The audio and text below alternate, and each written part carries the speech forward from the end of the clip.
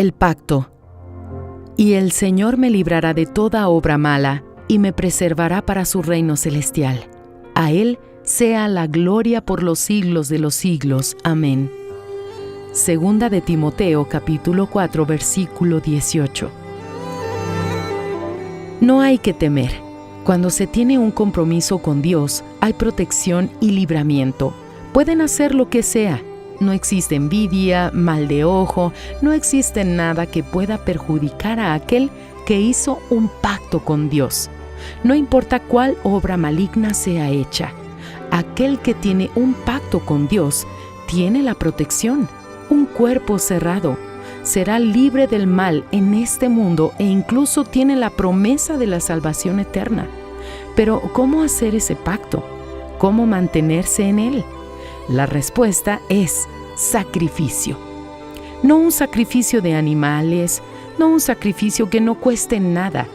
Un sacrificio diario, de renuncia de la propia voluntad.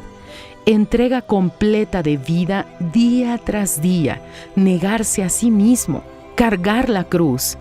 El pacto debe ser mantenido con esfuerzo, mantenido con el sacrificio diario de su propia carne, no del sufrimiento físico, sino de la renuncia de la vieja vida, la vida que no se quiere más, pero por la cual el corazón aún clama.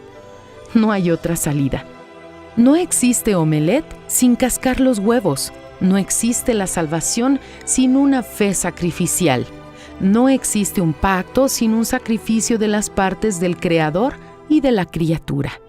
¿Qué matrimonio sobrevive sin el sacrificio de la pareja?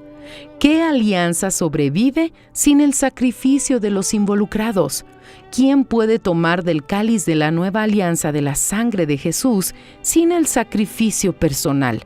Solo existe una puerta estrecha, un camino angosto, sin facilidad, sin cosas fáciles, sino con la promesa de la entrada al reino eterno, una promesa hecha por quien no puede mentir, una promesa por la cual nuestra alma suspira diariamente, que hace que todo sacrificio valga la pena.